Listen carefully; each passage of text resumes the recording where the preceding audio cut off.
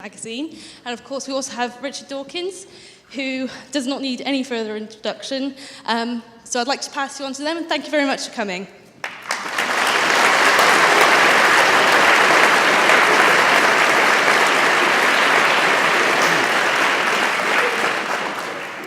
Okay, can you hear me okay? Yeah, pretty good? Okay. We're going to have a conversation. I'll be asking Richard questions and he can come back at me as we go along. We'll talk for maybe 45 minutes or so, and then there'll be roughly 45 minutes for Q&A. You can ask either one of us a question, and there's a roving microphone. So I'll begin by asking Richard a question. Okay. I'm a philosopher. I'm very interested in science and reason. I've worked a lot in the field of philosophy of religion. I've published papers in the philosophy of religion, but I've also become very interested in other beliefs of a supernatural and paranormal nature. And I find that when I have conversations with people about these kinds of topic, and when people begin to feel that perhaps what they believe is being threatened in some way, that science and or reason is beginning to encroach on their territory and perhaps is beginning to threaten the credibility of what they believe, that all sorts of smoke screens and manoeuvres are wheeled out.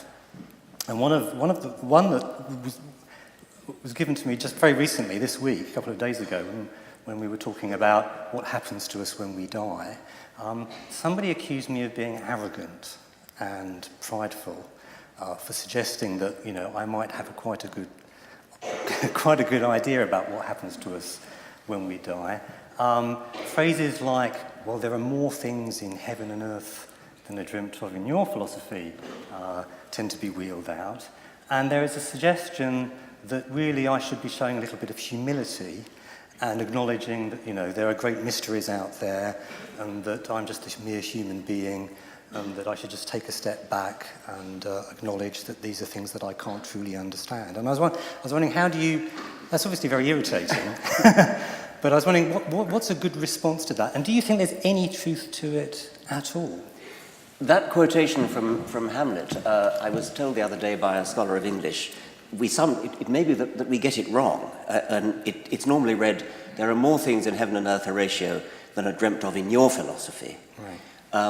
The suggestion is that Shakespeare's intention was there are more things in heaven and earth, Horatio, than are dreamt of in your philosophy, where it's just a kind of it just means philosophy generally, but that's an aside. Yes, it's obviously a thing that I very often meet.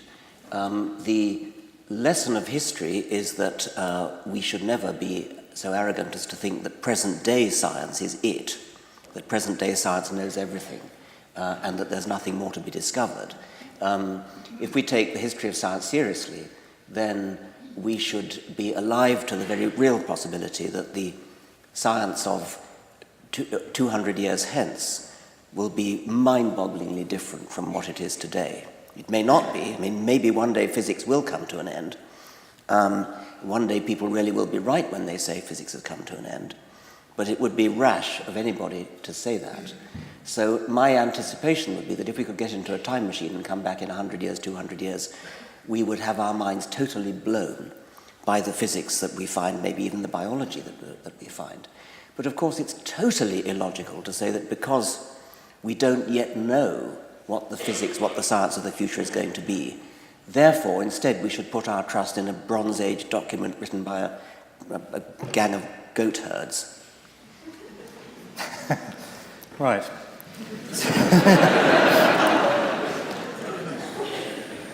It's going to be grand, it's going to be wonderful, but it's not going to be anything like what any religion has ever said.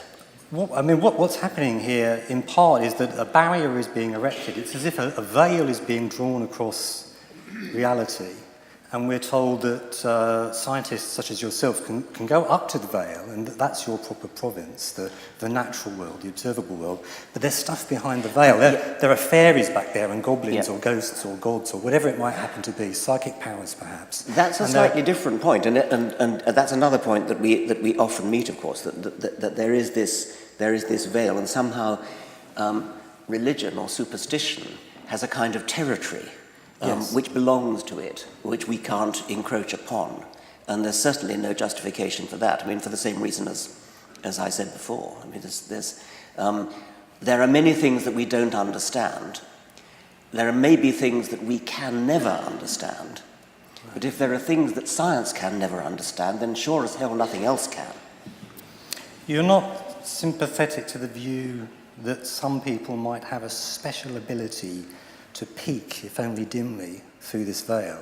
I mean, so psychics will say that they can communicate with the other side, that those that have passed over, and that they can then tell us perhaps what they're thinking, or there are mystics who can communicate or have some awareness of some greater reality. You're not persuaded, well, I'm assuming you're not persuaded that anyone might have such an ability to glimpse something on the other side that science is necessarily incapable of touching. I wouldn't talk about another side. What I would say is that there are plenty of things which poets, mystics, artists can talk about, which science has no particular insight into.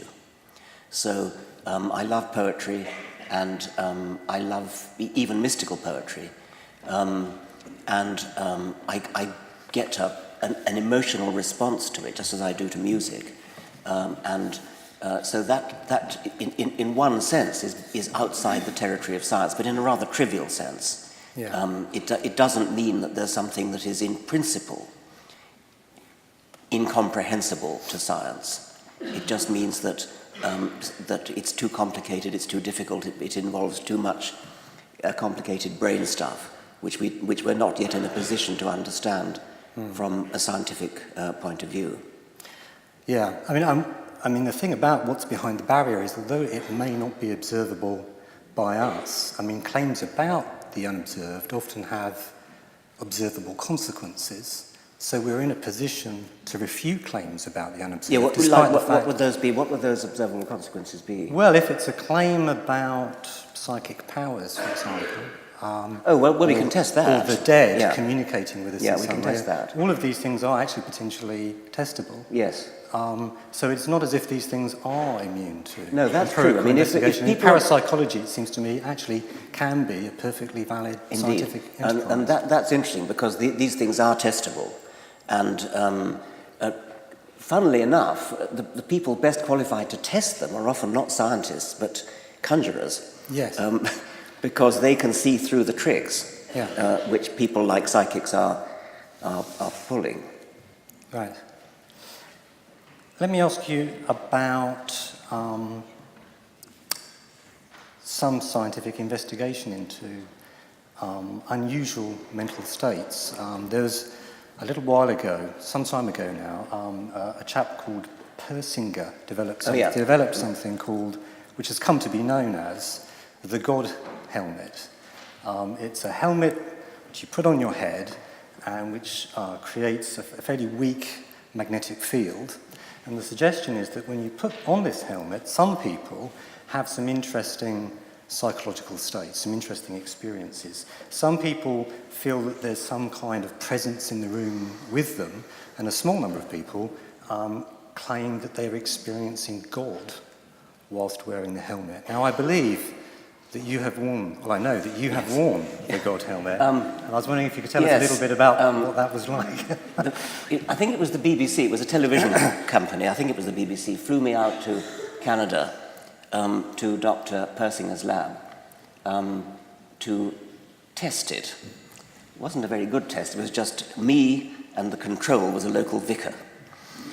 And the helmet, it's a modified motorcycle helmet, and it does indeed pass a magnetic field through your brain. You sit in a totally dark room, totally silent, it's all soundproofed, for an hour.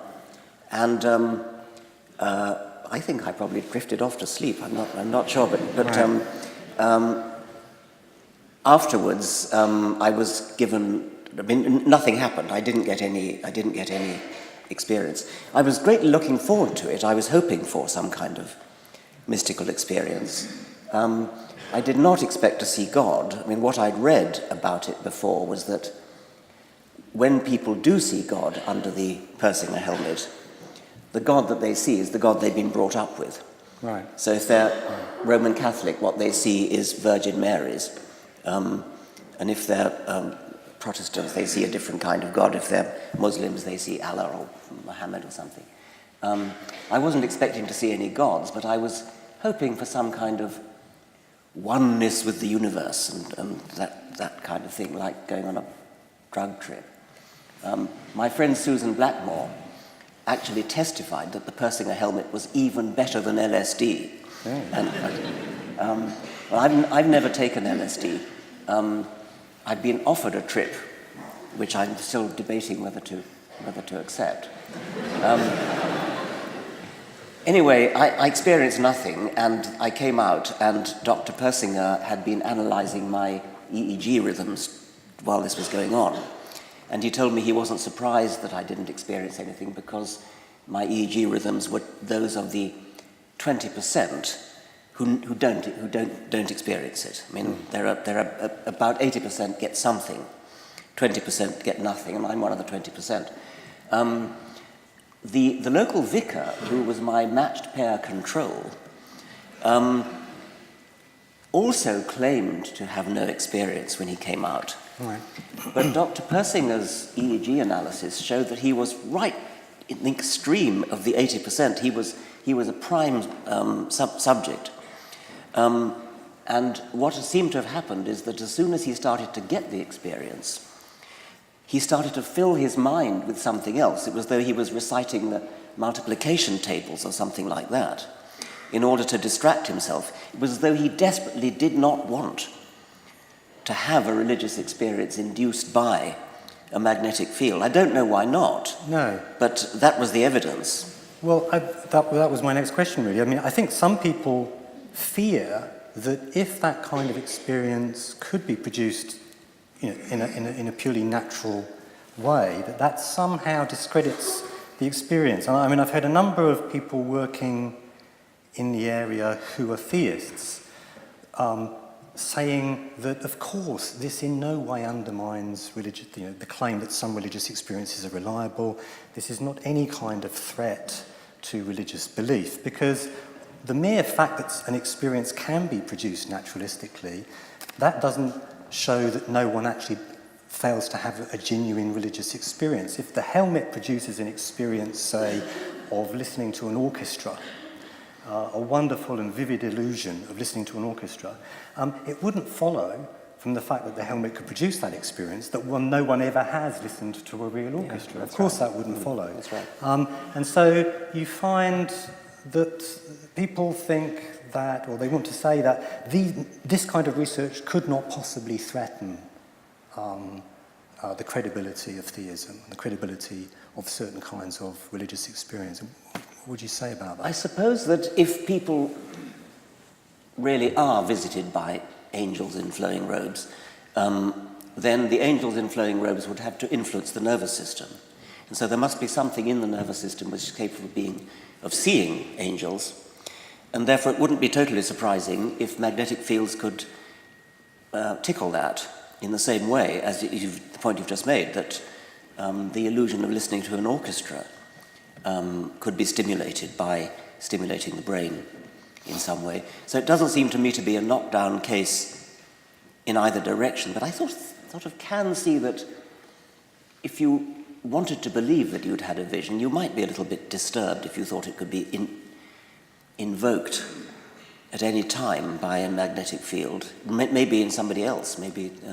Yeah, I mean, I think that maybe the threat here, as far as theism is concerned, if there is a threat, is that many people point to their own experience and to the experience of many other people and say, this gives me good grounds for thinking that there's something to it, that my experience is of something real.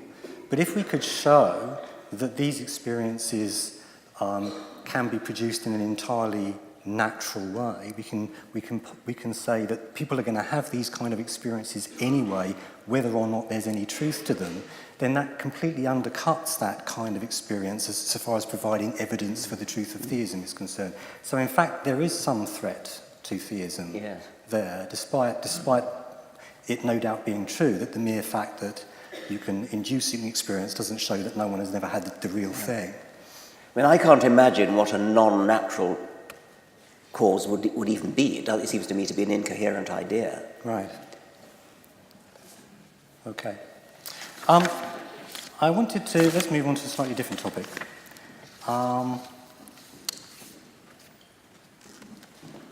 And that's, which I've got an interest in. I wrote a book a little while ago about faith schools and moral and religious education. And I know that you very much dislike the idea that children should be labelled a Catholic or a Jew or a Muslim, that this is something that they should be free to adopt later on if they wish, but they shouldn't have this thrust upon them, from the cradle. I was wondering, what's your view about religious schools? I'm sure that you don't think they should be state-funded, but do you think that the state should actually prevent there from being religious schools, or are you happy for there to be such schools, in principle? Well, I suppose, I went to Anglican schools myself.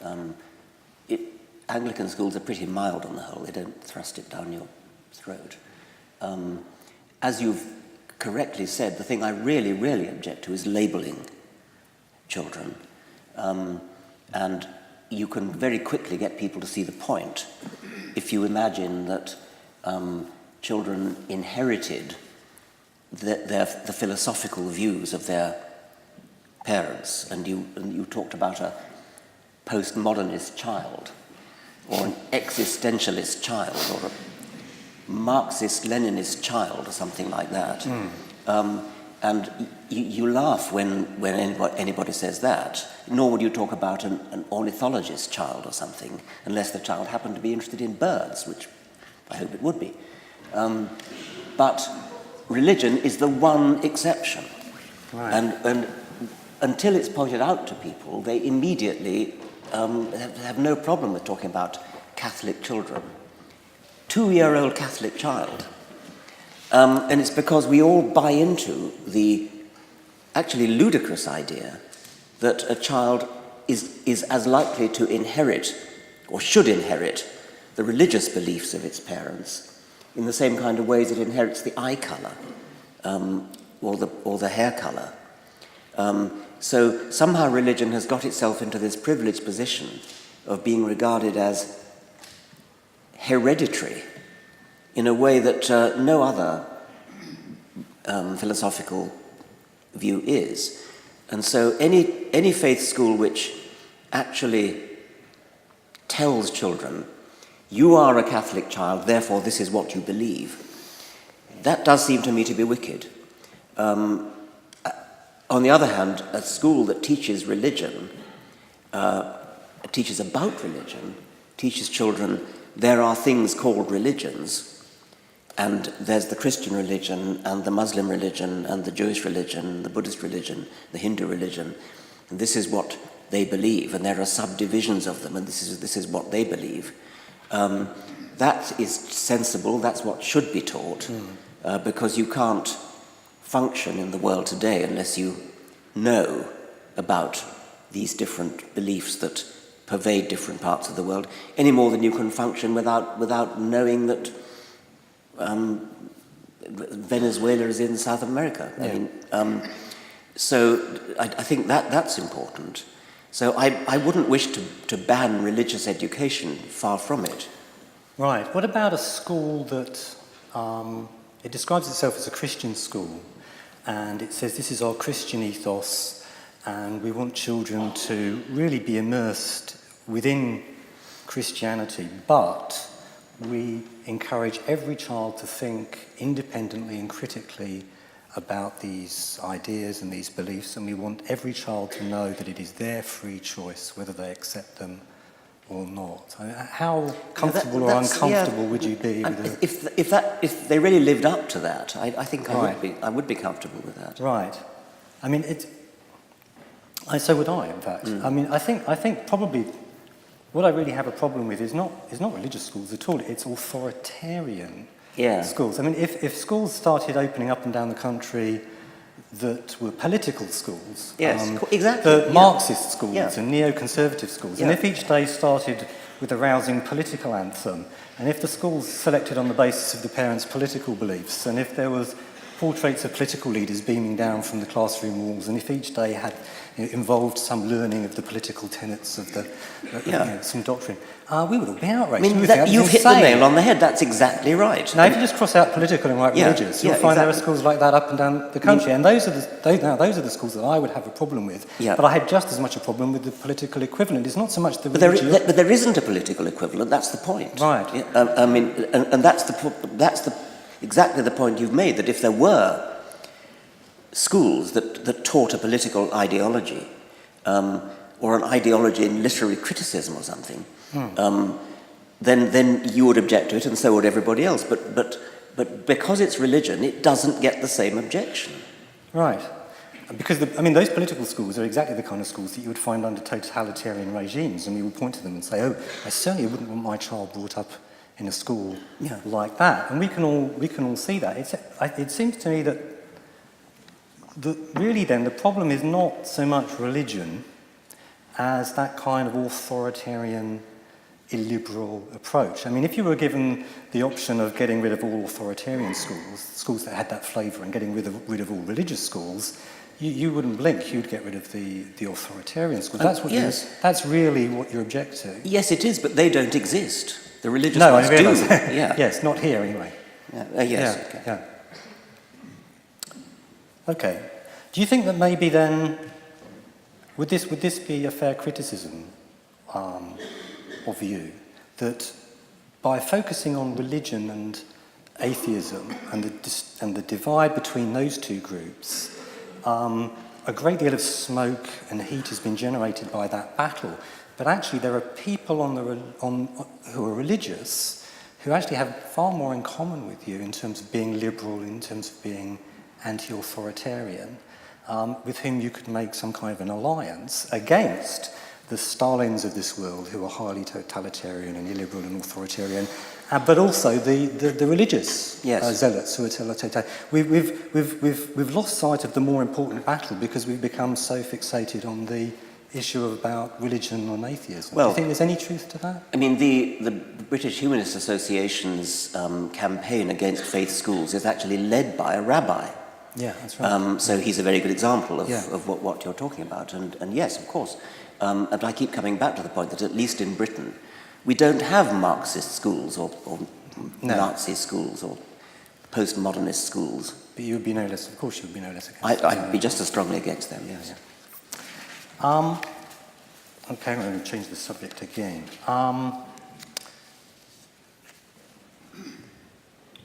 Do you think that, talking about reasonableness and reasonable belief, do you think that in order to hold a reasonable belief, that belief, you should be in a position to show that there's evidence to support it in order for it to qualify as a reasonable belief?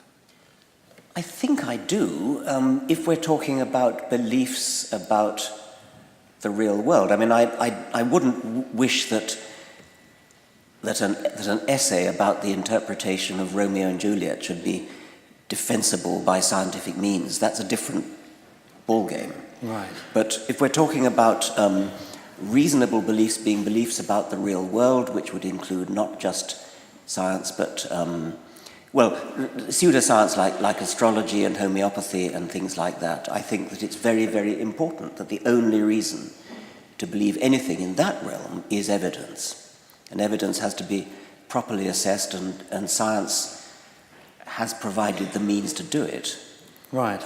Including statistics and logic and the various tools of thinking that have been developed over the years. Right.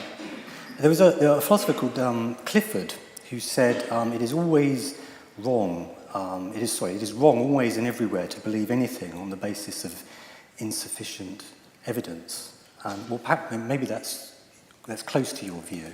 But that view is often criticised by theists, but not just by theists. I mean, I'm not entirely comfortable with it either. I mean, there's an obvious regress problem looming if you insist that every belief is supported by a piece of evidence before that belief can qualify as being reasonable, because if the evidence is another belief, and presumably it would have to be, then that belief will in turn require another belief to provide the evidence for its truth and so on. And so you generate a kind of a But it's not an infinite regress, doesn't it terminate at some point? Well, it will have to terminate with beliefs which are reasonable, not because they are held on the basis of evidence. I don't see why that should be. Just because a belief is held on the basis of another belief, and maybe the fourth order one is then supported by evidence. But if that evidence is itself in the form of a belief, well, I mean, but my evidence for thinking that... yeah, what would be an example? Well, let me put it like this. I mean, perhaps if there is a regress looming here, and some people think there is, perhaps the way out of the regress is to say that sometimes it's reasonable to hold a belief if it just immediately and directly seems to be the case that such and such. So there's a glass of water on the table in front of me, and I'm just, I can see it there, and it's reasonable for me to believe that it's there, and I'm not inferring that the glass is there on the basis of any kind of evidence. This is just the belief that I now immediately have. It's not a belief I arrive at on the basis of some kind of bit of procedural reasoning. No, you can see it, just as a scientist can see his instruments. Right. I mean, when you're a physicist and you're doing an experiment and you read the voltmeter, you're using your eyes to read the voltmeter, which is the same as I'm using my eyes to see that there's a glass here. Okay. Well,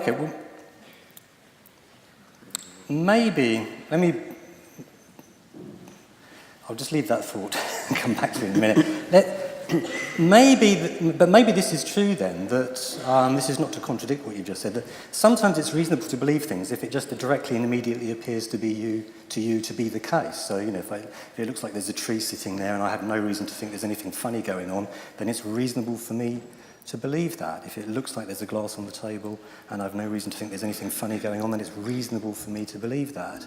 And that is a thought that many theists think gives them a window of opportunity, because they will say, well, I've got this other sense too. It's a sensus divinitatis. Yeah. It's a God sense. And if it's reasonable for me to believe that there's a glass of water on the table because that's how it just directly and immediately looks to me, and that is a reasonable belief for me to hold on the basis of how things very clearly appear to be, then if it very clearly appears to me that there's a God and he's making himself known to me in some direct and immediate fashion, then it's entirely reasonable for me to believe that there is a God. Well, yes.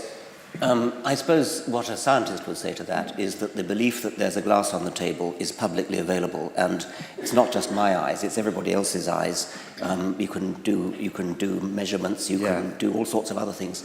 So this is something that is cross-checkable with lots of other forms of evidence, whereas if I just say, I privately believe, I have it in I privately experience God, and that really is no more to be trusted because it's private than the person who says, I know in my heart that I'm Napoleon. I mean, lunatic asylums are full of people who have these private beliefs, and we lock them up.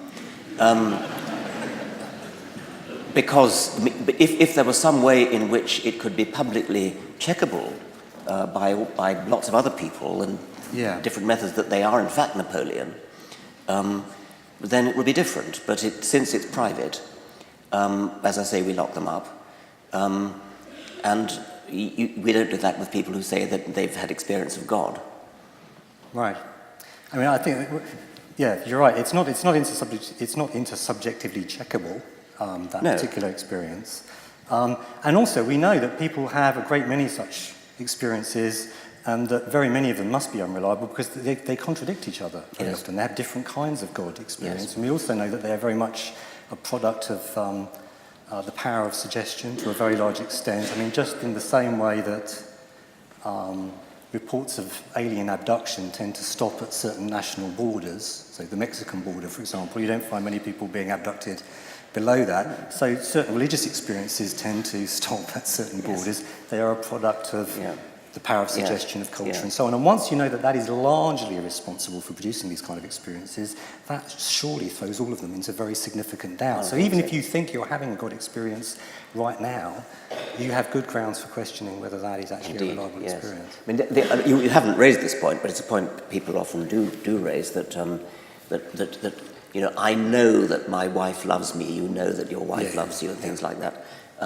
As though that were not based on evidence. And of course it is based on evidence. It's based upon all sorts of little signs and traces and looks and catches in the voice and things like that, which are evidence. They're not meter readings, but they are evidence.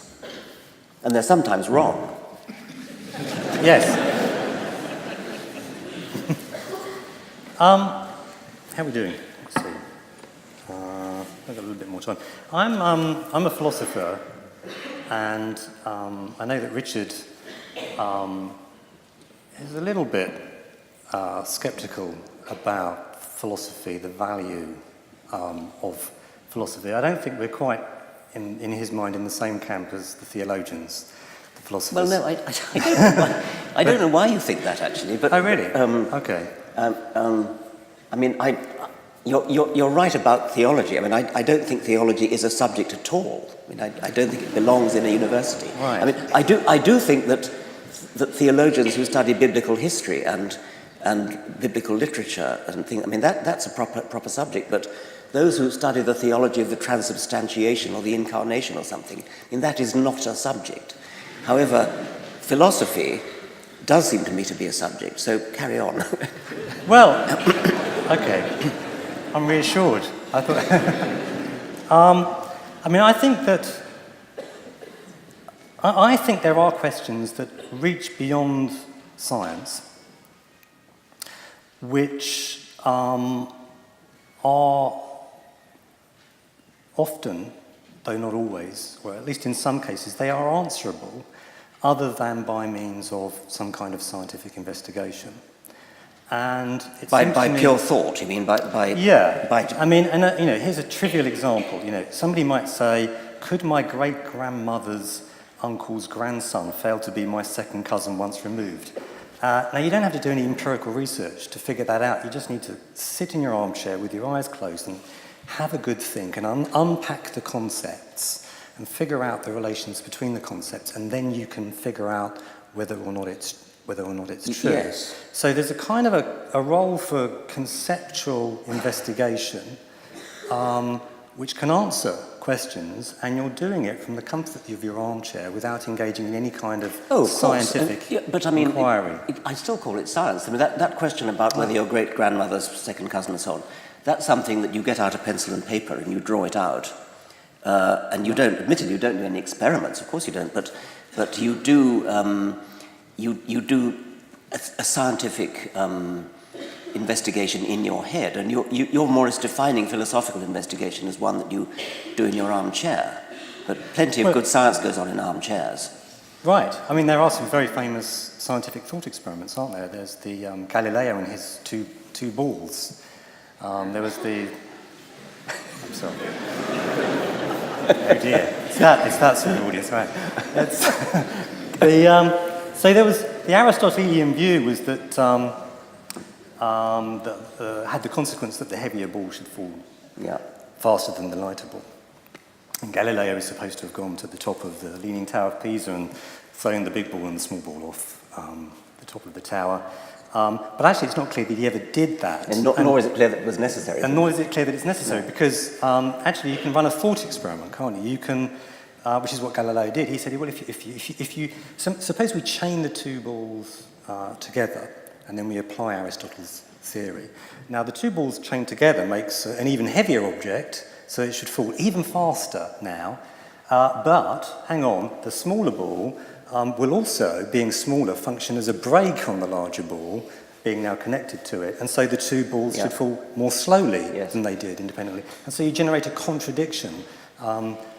Aristotle's theory, with just one or two little additional clauses about what happens when you tie things together with chains, produces a contradiction. And so you know, without doing any science, that Aristotle's theory cannot be true. You can do it from the comfort of your armchair. Yes. So you're happy with that as an activity? But I call it science. You call it science? Yes. It may be that I'm going to turn out to be a scientist. Well, of course you are. Stephen, I've heard you have this discussion before with Peter Atkins, yes. Who really does have a negative view of philosophy, which I don't. Right. You challenged to produce a philosophical thing problem which needs to be solved in an armchair, and it was the one about why a mirror reverses left-right, but that doesn't turn you upside down. Once again, I mean, yes, you solve that problem in your armchair, right? But it's a scientific problem with a scientific solution. Well, you know what? See, Ned Block wrote a paper on that question. He's a philosopher, and the journal that published it was the Journal of Philosophy, very prestigious philosophy journal. My guess is that if you'd sent it to Nature, they would not have published it. They would have said, why have you sent this to us? There's no empirical content here. This is just... No, they might not... I don't think they'd have rejected it because there's no empirical content. I think they'd have rejected it because they'd have said it's a trivial problem.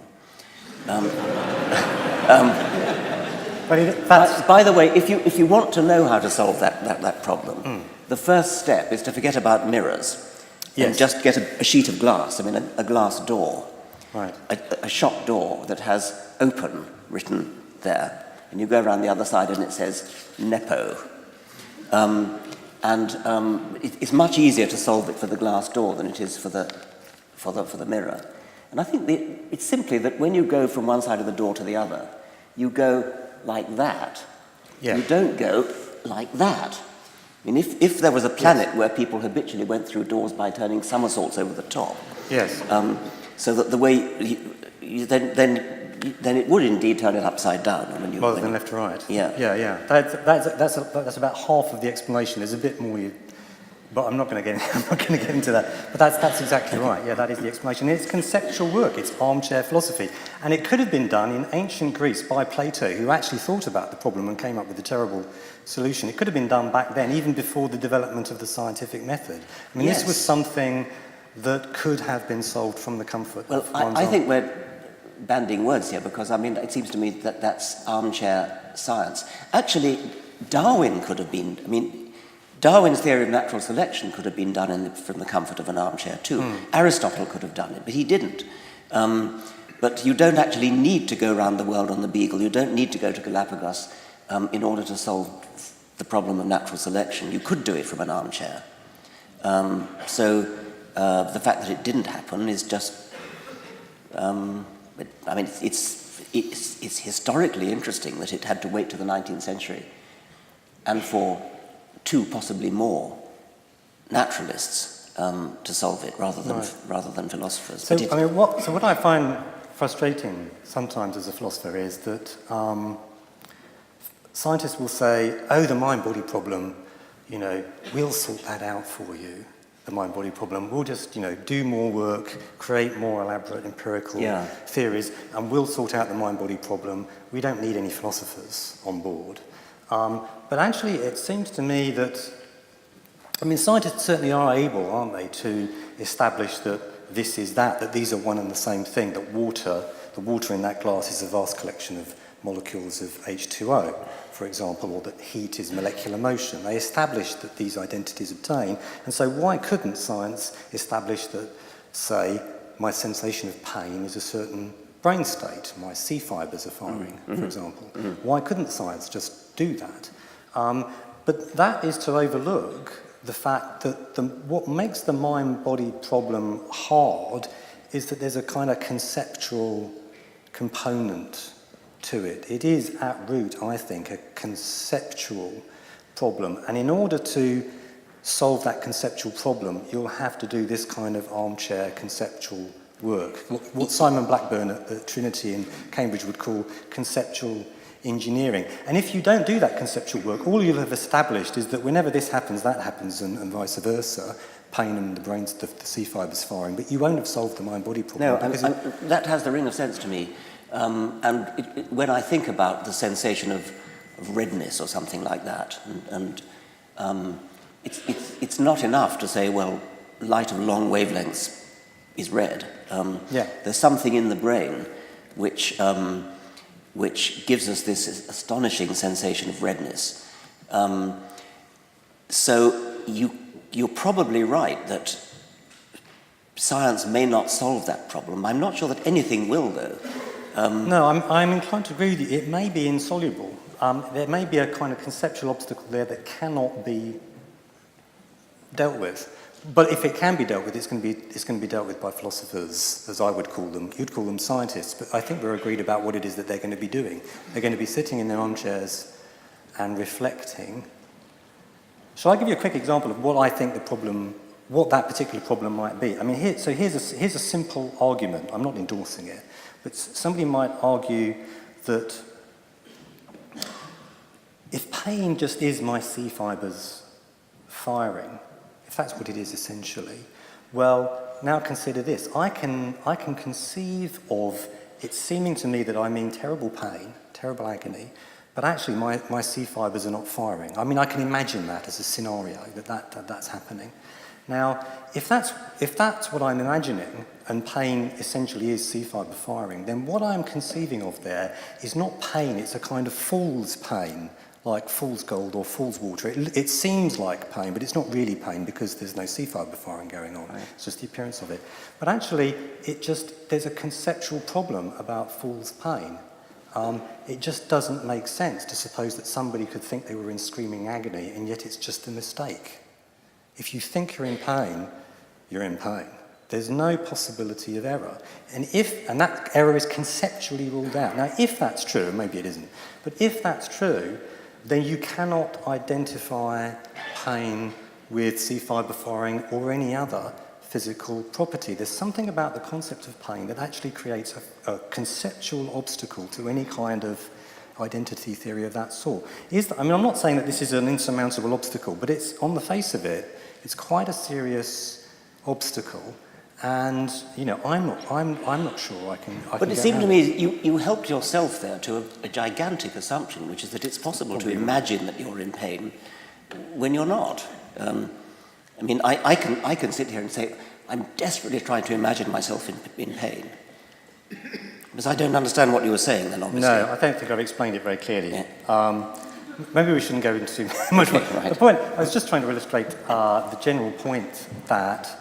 It may be that what really makes the mind-body problem an intractable problem is that actually it's a conceptual problem, not an empirical or a scientific problem, and you'll need to do some kind of conceptual engineering in order to solve it. Well, I'm all for conceptual engineering, and scientists have to do it a lot. Right, good. We're on the same page. How are we doing for time? I think that at this point we should probably open up the floor to questions. Yeah. Okay. So all sorts of hands going up straight away. Luckily, I'm not the person. I just make sure my mic's working. Cool. Thank you.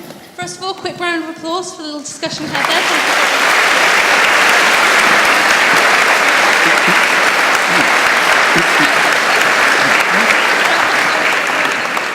Okay, we're going to do a few moments of questions. We're going to try and stop by 9, if not a little bit beforehand. First of all, anyone in the top crescent and this middle one, if you want to ask a question, please ask you come down onto the bottom floor and stand by the door, because we're not going to be able to get this mic up to you. Okay? So if anyone wants that, please make your way down now. My friend Red, where has he gone? There he is. He's going to be passing the mic around to the people I point out, so please click off if you want to ask a question. If you're sitting in this middle balcony here and you want to ask a question, if you're sitting in the middle, please move yourself to the outside of your row just so we can get the microphone to you. Okay? Please keep the questions nice and short, because we're going to have quite a lot of questions. Okay? Thank you very much. So we'll start over here with this gentleman here.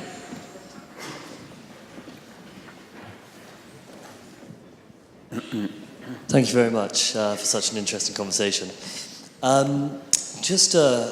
You touched briefly on this area during your conversation. There's a lot of talk about the scientific method, and it seems to me that your idea of empirical investigation in terms of ascertaining the truth value of something harks back to a time maybe 100 years ago in which logical positivism was at the forefront of the philosophy of science. Philosophy of science has been plagued by problems of induction and actually what is the scientific method ever since. And I was just wondering whether you could touch upon there's a whole host perhaps of areas which aren't open to such investigation, and the interviewer presented a couple. Maybe I could present a couple more. For example, the scientific method itself would seem resilient to scientific inquiry without being circular, or ethical values, for example, or the mathematical and logical laws. Okay, well, shall I take ethical questions and mathematical as well? I mean, mathematical truths are obtained by deduction. They follow, they're inherent in the premises, and it's just a matter of doing clever mathematics in order to deduce them. Ethical principles, it doesn't seem to me, contrary to my friend Sam Harris, it doesn't seem to me that science has, at least certainly doesn't have the last word on that. What science can do with ethics is to say, if you believe that such and such is a good value, then you are illogical if at the same time you don't believe so-and-so is. You can do good moral philosophy, which is scientific principles applied to morals. You can do good moral philosophy to show up inconsistencies in people's ethical views. You can say you're being inconsistent if you on the one hand are against abortion, but on the other hand in favor of so-and-so.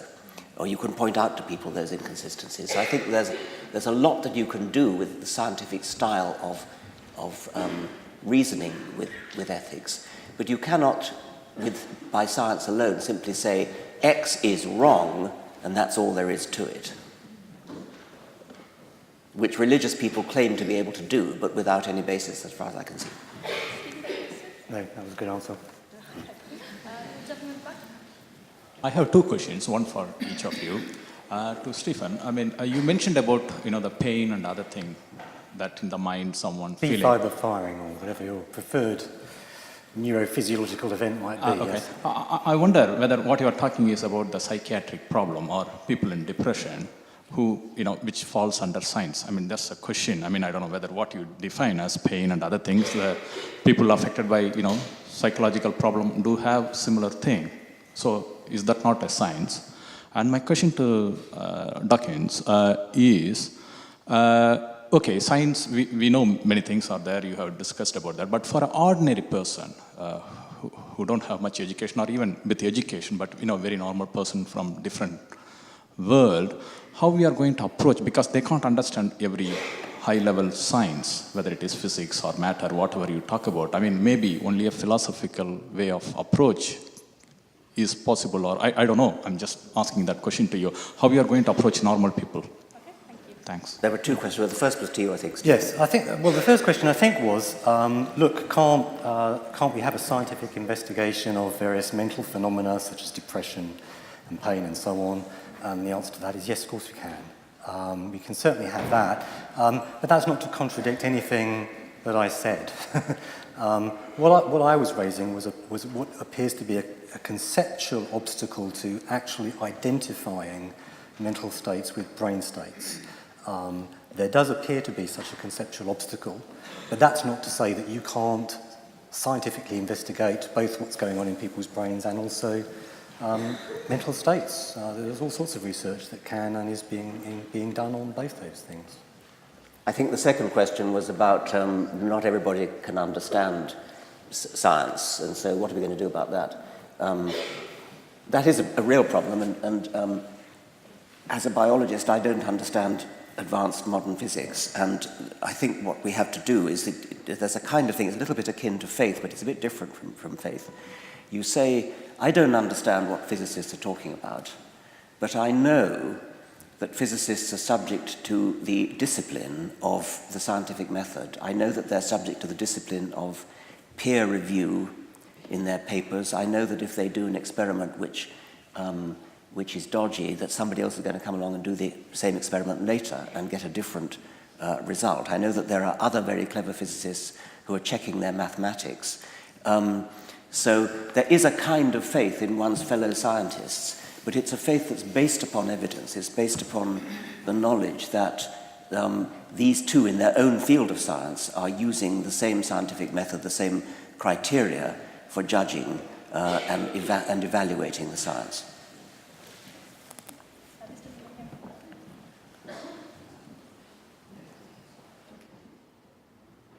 it on? Oh, yeah.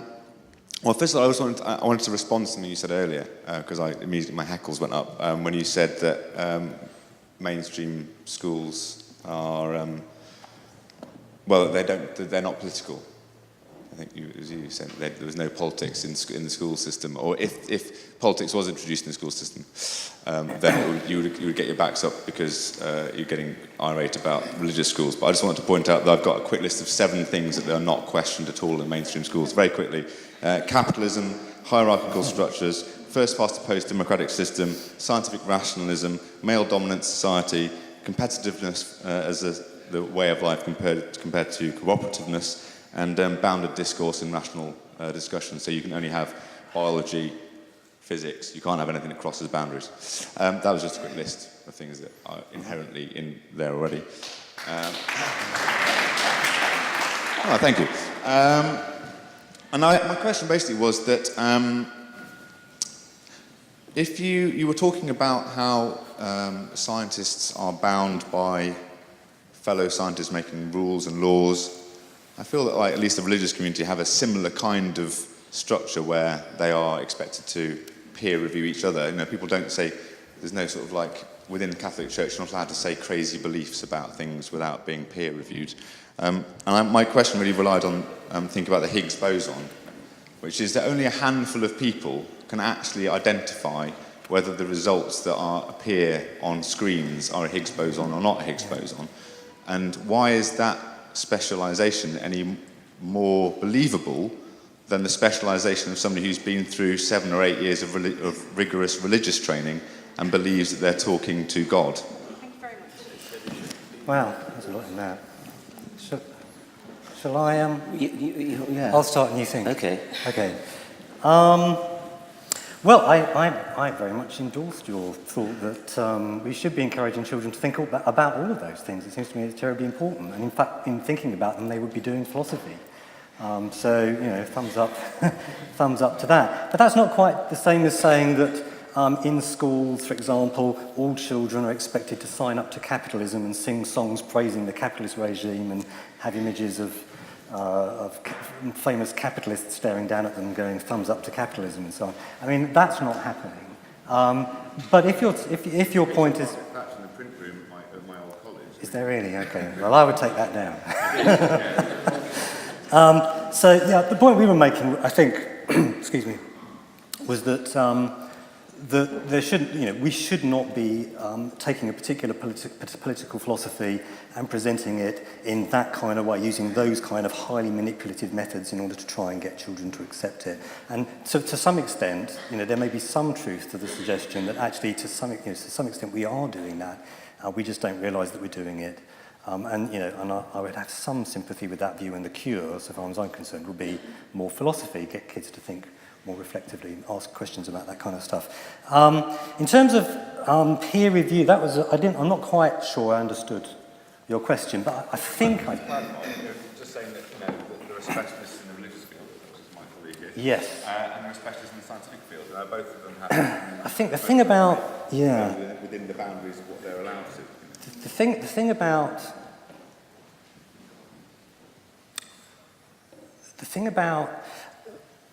I mean, I think that in order to say that you're acquiring a skill and you're getting better at it, right, you need some objective standard against which you can check how well you're doing, right? So if you're on a rifle range, you're trying to become a good marksman, you keep firing at the target. The way in which you get better is you check the target, something objective against you can see how well you're doing, right? But if the target disappears every time you pull the trigger, you're never going to get any better, you're never going to acquire any skill.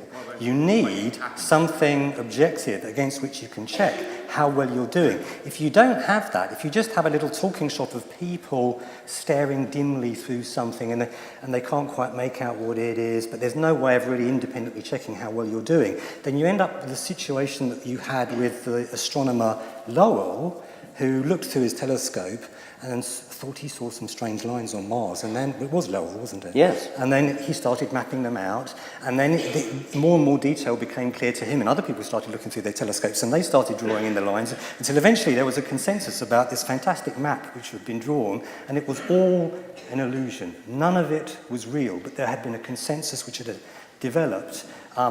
Why? Because there was no independent check. And once a decent telescope was produced where you could check and see what the surface of Mars was really like, it turned out it was all baloney. So what is the independent check, so far as knowing how well religious people are doing is concerned? Happiness. But a theological argument about the transubstantiation, does the host really become the body of Christ, or is it only symbolic? How are you going to settle that? It's not like the Higgs boson, where however the minority of people is that really understand it. Nevertheless, these are experiments which are testing something real. What I was trying to say was I will just be very quick, just to respond to that.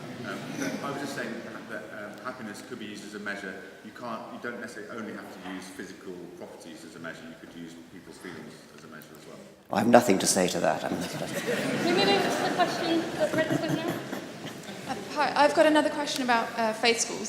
So I'm a PGCE student at Oxford studying to be a science teacher this year, and I've been placed in a faith school this year, very much against my will.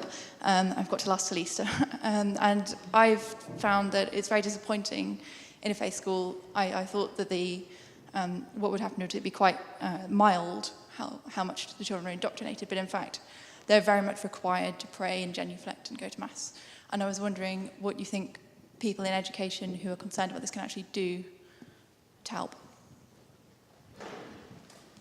I only half heard that. What can people who work in education do to help when that kind of fairly heavy-handed indoctrination is going on? I should have thought all you could do would be to teach the children to think critically, to get the children to ask questions, to say to the children, whenever you're told anything by any of your teachers, say to them, what's the evidence for that? Say, is it based upon tradition? Is it based upon faith? Is it based upon revelation? Is it based upon authority? If it's based upon any of those things, chuck it out. The only reason to believe anything in that line would be evidence, and there isn't any. I wouldn't say that, but I think that the government should introduce minimum standards that all schools, independent, state, whatever they are, should meet so far as moral and religious education is concerned. And the first one is every single child should be told that it is their free decision whether or not to accept a particular faith that their school espouses. That should be told to them repeatedly, over and over again, so they really believe it. They should also be presented with a range of different faiths and also humanism from people who actually hold those faiths, because so very often, although you get a range of faiths being presented, the range of faiths is being presented by someone who's highly partisan. And I know from experience that, I get invited into schools sometimes to talk, and I know from experience that, the chaplain or the rabbi will want to be in the room while I'm talking, just to hear everything I say, so that the minute I leave, it can all be rebutted. It's not a level playing field, really. There's a lot of control often that goes on in a slightly clandestine way.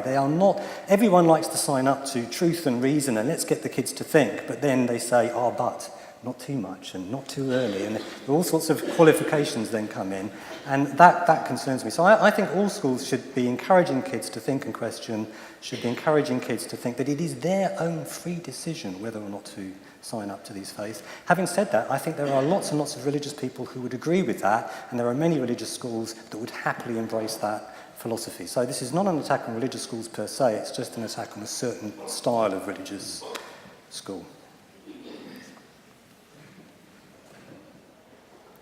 Thank you, Dr. Dawkins, for coming out. I wrote down my question so I wouldn't ramble like some of these people. I recently watched your interview with Dr. Ben Stein, and when he asked you if intelligent design is possible, you said that it could be possible through some intelligent life force like aliens or something like that. Do you think that is a more probable explanation than evidence for God? And if so, what is your evidence? Why did you come to that conclusion? That's a very interesting event that happened. I was interviewed by this man whom I later discovered was called Ben Stein. I'd never actually heard of him before. I was invited to go on that program along with several other scientists, and we were told this was going to be an objective discussion of the whole issue of intelligent design. We were not told that it was a propaganda exercise, which it turned out to be. I was asked the question you said, could I imagine any circumstances in which life on this planet could be intelligently designed? Now, if you've read the intelligent design literature, you will know that the leading proponents of it, people like Dembski, are very keen to distance themselves from God. When they're talking to their own people, they talk about God all the time. When they're talking about to scientists, they will say, we don't know who the designer is. All we want to do is to show scientifically that there's evidence for design. And so they are very keen to try to find alternative designers who are not God. When Ben Stein asked me that question, could I imagine any circumstances in which life on this planet could be intelligently designed, I bent over backwards to try to think of a positive answer. The only answer I could think of, and it's a very, very improbable answer, it's one that I do not for one moment believe, the only conceivable way in which life on this planet could be intelligently designed would be if it was designed by an alien from outer space who had evolved by something like the Darwinian process, or if he'd been designed, then ultimately that regress has got to be stopped by something like the Darwinian process. That's what I meant to say. I think that's actually what I did say, though that bit, of course, was cut, along with lots of other things. Ben Stein, when I had said, it's highly improbable, but if you really, really twist my arm to try to think of a way in which life on this planet could be intelligently designed, if you twist my arm, then I will say possibly designed by some evolved life form on another planet. What did Ben Stein do? He cut out that bit. He said, wait a minute. Dawkins believes in little green men. That's what went out with your friend Ben Stein. Thank you. Next question. So, the latest and greatest in faith news is the Pope is, of course, resigning. Allegations have come out today that he approached the Italian president for possible immunity towards court procedures for the Catholic child molestation cases and child abuse. What do you think the fallout will be of having a resigned Pope who could be potentially subpoenaed and get into court to face these charges? Who's going to be subpoenaed? Well, it's possible that Pope Ratzinger, or Pope Benedict, after he's finished resigning, could be subpoenaed or arrested in connection to his time as the head of discipline at the church and moving around all the allegedly child-abusing priests. Well, I was one of those who actually paid a lawyer to look into the case and to provide the case for the prosecution.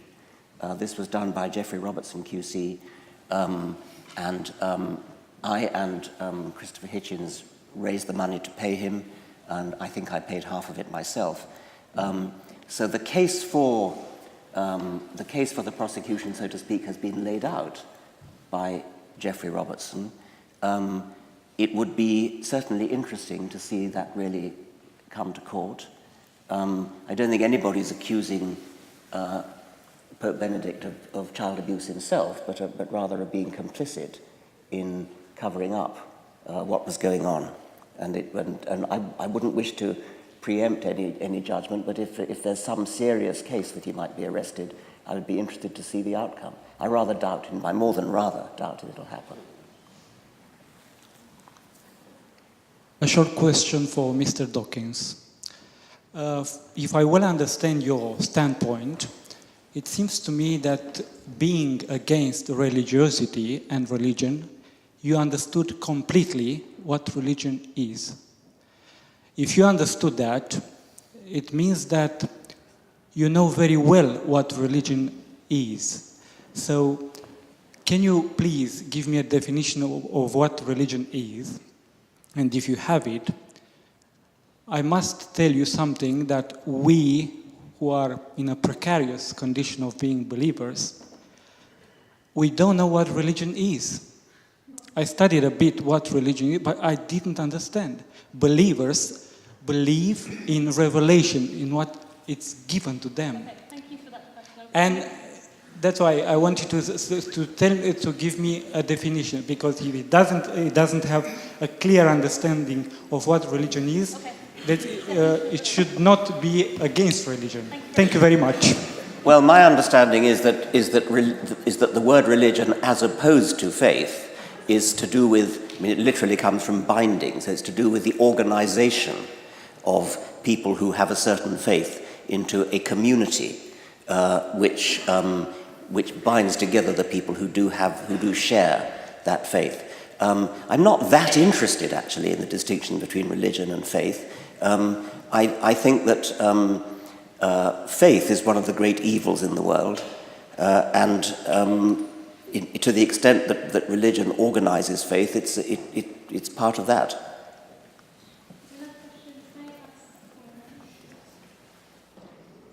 I just wanted to ask whether you saw there being an end point as such to this debate, and if so, is the ideal end point that there is no religion, or do you think it ever will end?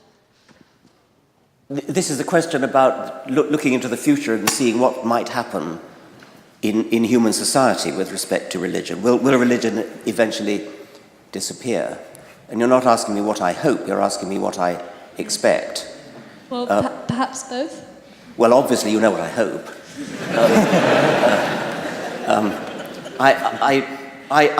I'm cautiously optimistic, but I think it'll take a very long time. I mean, the more we have good education, the more religion will wither and die.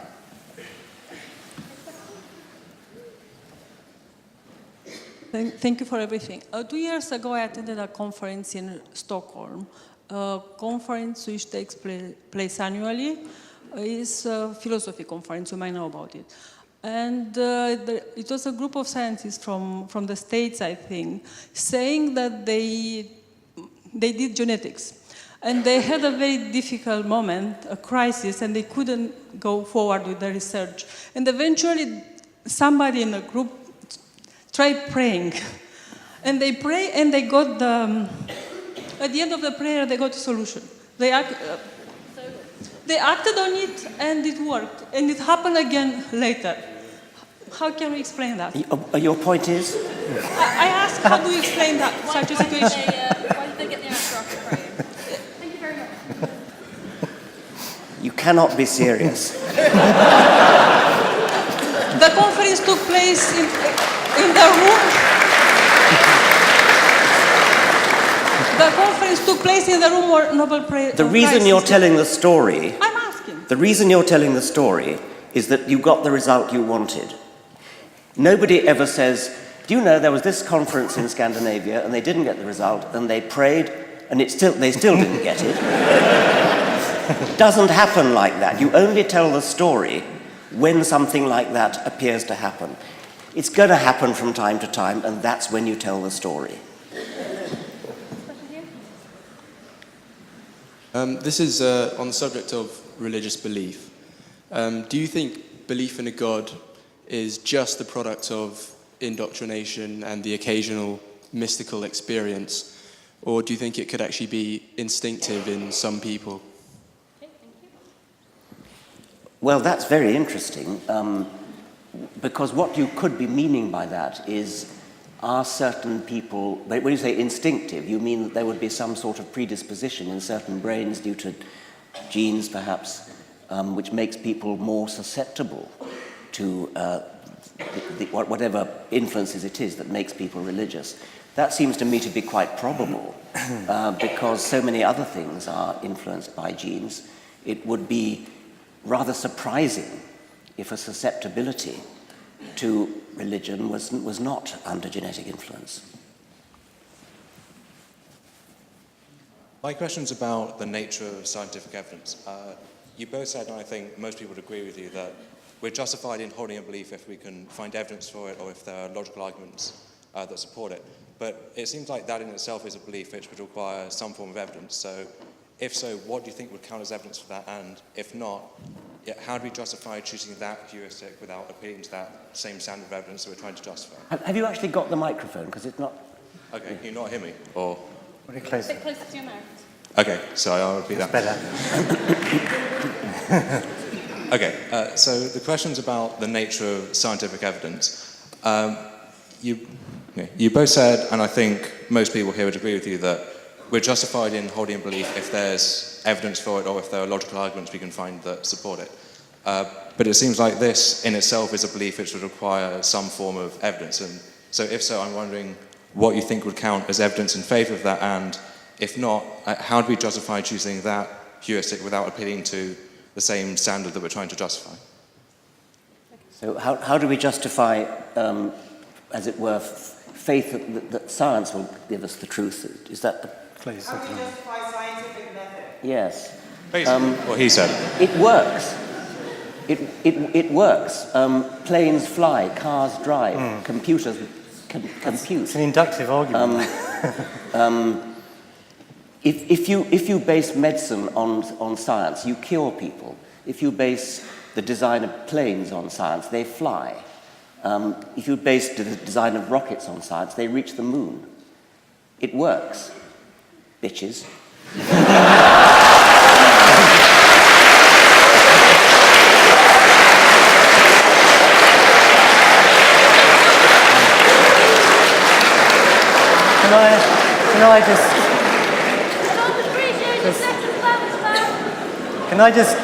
I didn't say, just to clarify, I didn't say that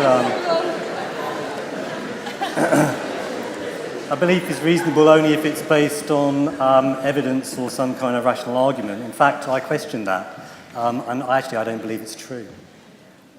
But that's another long story. We won't open that can of worms. Thank you very much. Just after Christmas, we went to London and saw the scroll of Jack Kerouac's On the Road, which you may know was sort of pasted by him so that he could sort of type out the whole thing in a sort of creative frenzy.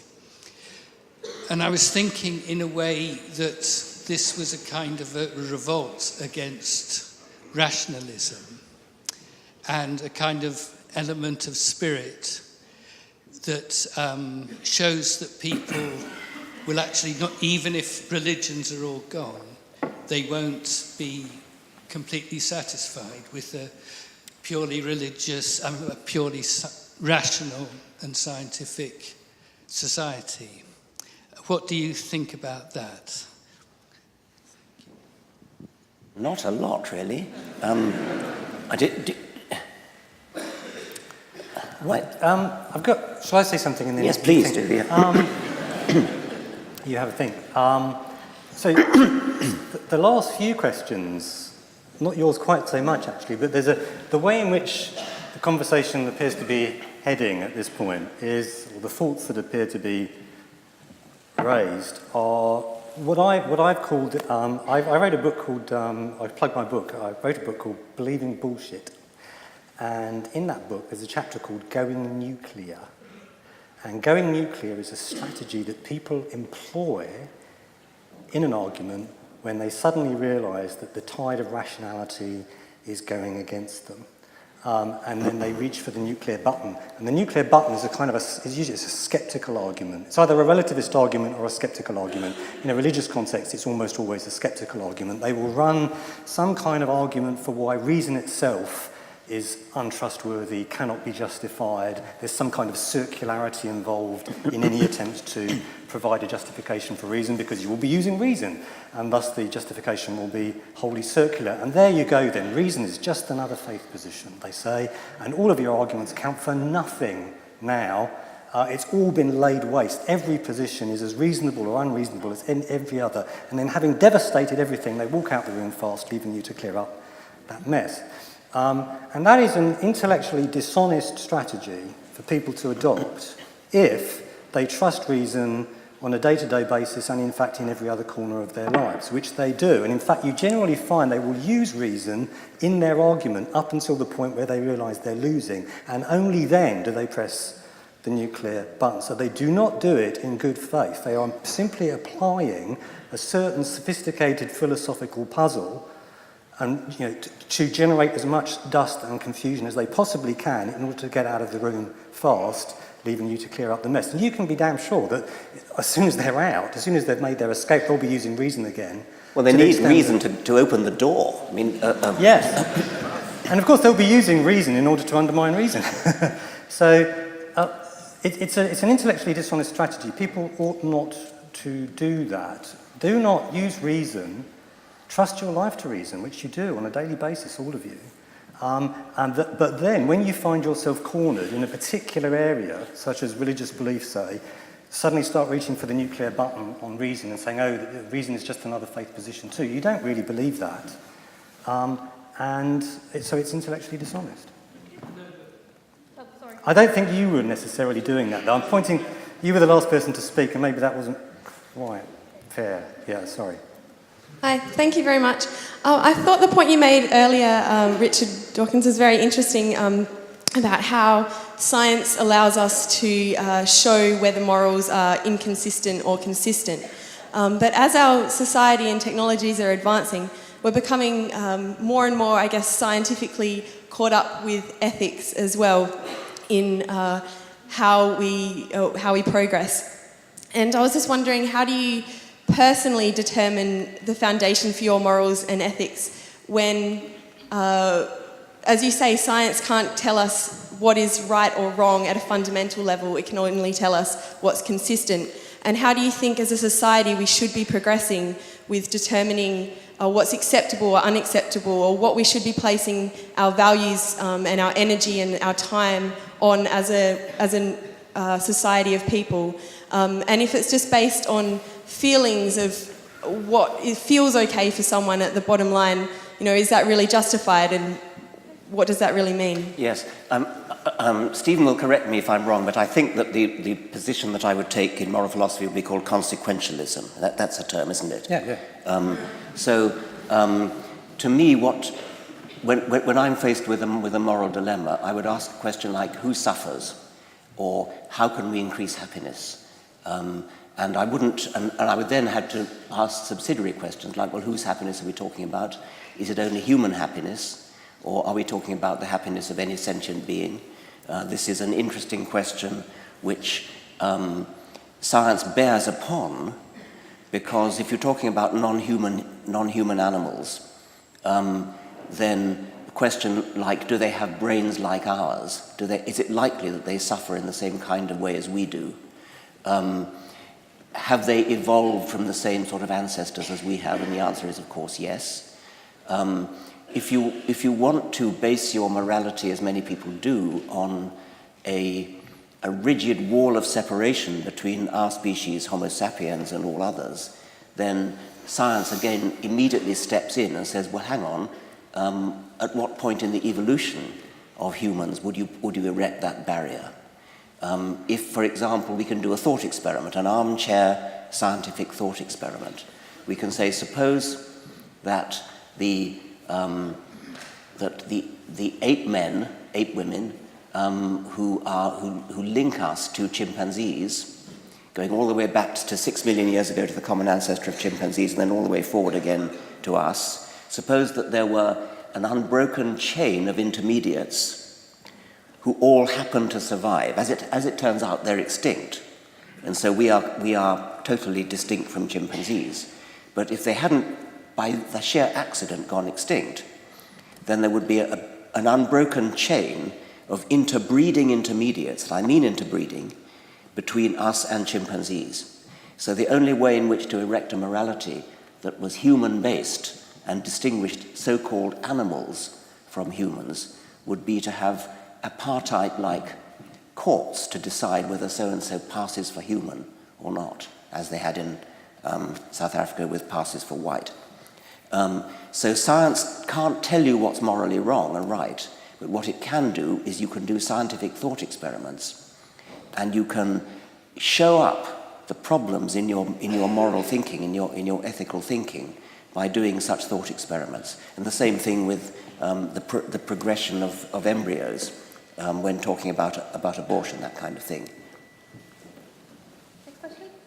It seems to be your standpoint that religion and science are at loggerheads, but you say there's questions that religion can't answer and there's also questions that science can't answer. Do you not see that science is just the new religion, let's say, that shows people how to act in social situations and I guess hierarchy and things like that?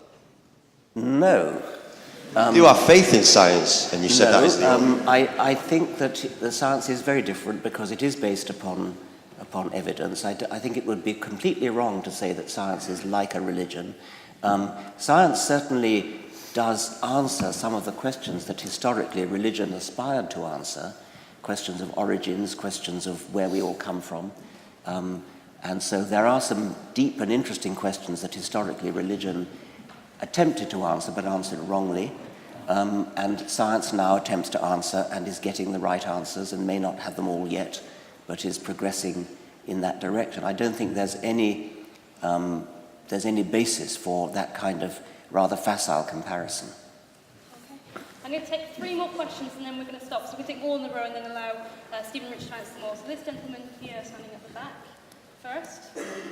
I've got a question for Professor Dawkins. So, based on your argumentation, I didn't see a difference between God and love, because you said, say, if God reveals himself to me and I believe in God, this evidence is not publicly available, like a glass of water, for example. So say that's not true. On the other hand, if you say I've got a wife and I believe my wife loves me, because you say it's evidence that she's got some facial expressions or something along the lines of that. But I think that's actually the same kind of revelation, because if other people see the expression my wife has when she looks at me, they don't see any love, probably. But I see the love because they probably see it differently, I guess. So, yeah, okay. So I see the love because it kind of, it's, do you know what I mean? It's kind of like, yes. it's a relation by itself. It's a clever point. What you're saying is that my point about Napoleon, about people who think they're Napoleon, that's private, and we say, and we lock them up. What you're saying is that somebody who says his wife loves him, he's the only person who thinks his wife loves him. Nobody else believes it, because they don't see the private little looks and squeezes and things like that. I think although I call it clever, I think it's actually, you can kind of break it down. I mean, that sort of evidence is susceptible to investigation by other people if they look hard enough. They usually don't bother. Whatever the cues are that tell you that your wife loves you, those are in principle investigable by other people. And you could be wrong, as I said before. 2 more questions.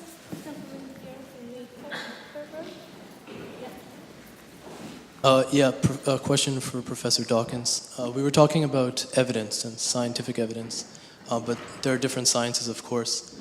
I wonder about a comparison between, say, biology and physics. If you look at physics, which is generally a mathematical theory, there are all sorts of things which tend to be replaced when a theory changes. Like, we no longer think that heat is a caloric fluid, for example. But the mathematics still works, and that's what you told one of the questioners before, that ultimately science works. Now, when it comes to something like evolution, on the other hand, it seems to be of a different kind. It seems to be an explanatory theory, which sort of unifies seemingly disparate phenomena. But when there's theory change, what will be preserved on a theory which is not a theory which makes predictions, or does it make predictions? So you're saying that in physics, things change and the physics of the 17th century is superseded. But the mathematics tends to, you might say the structure of the mathematics is preserved. The mathematics is preserved in the sense that, for example, Newton's theory of gravitation, which never was a theory of gravitation, just simply was a limited case. An empirical law, the mathematics of which gives approximately the right answer. Then you came on to evolution, where I suppose it's fair to say that is not going to be superseded in the same way. This is. Are you saying that this is definitely true and is not going to?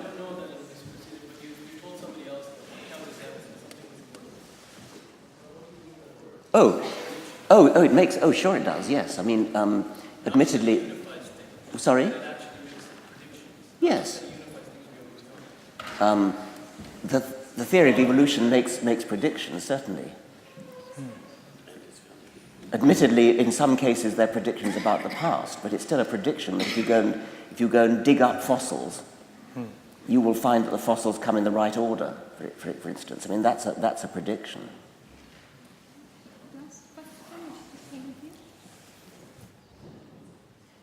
Hello. Question to both, actually. Looking at it from the point of view of science and philosophy. To believe or not to believe? This question has been bugging me. Is that just a random variation of our biological makeup? Or is there something more to it in that individuals have a different option, say, and some of us, even if have been brought up religious, quite early on have discovered in ourselves that we can't bring ourselves to believe what we are being told. Is that just as I said before, a random variation of our biological makeup, or is there more to it in terms of our, is that difference key to our evolution as human beings? So you're saying that there are people who reject religion despite being brought up with it, and other people who accept it. I very much am a case of that, and I know the people who are too. Yes. So is there more to it than just a random biological variation of it? Well, I wouldn't. Is there a purpose to our own evolution? I doubt if it's random, but I mean the difference between people who accept it and people who reject it is doubtless a complicated function of their genes and education and things like that. I wouldn't call it random, but you seem to be going a little bit further and suggesting that maybe we're evolving by natural selection to become better at it or something like that? Yeah, where would you speculate that is relevant to our process of evolution? If you think about the Dark Ages, just to give you an example, how we move on. Well, I don't think that we've genetically moved on since the Dark Ages. I mean, I think genetically there hasn't been that kind of change. If you mean, might we evolve in the future to become better thinkers or something like that, that would only be the case if the better thinkers were the ones who had the most children. Okay, thank you. I just want to ask if Stephen Law has a closing. No. Well, that was a great answer. I don't know if I could add anything to it, other than I'm pessimistic about the better thinkers being the ones that have the most children, unfortunately. Okay. That closes the main part of the event. A tradition is to give our speakers a T-shirt as a thank you very much for being here and taking part.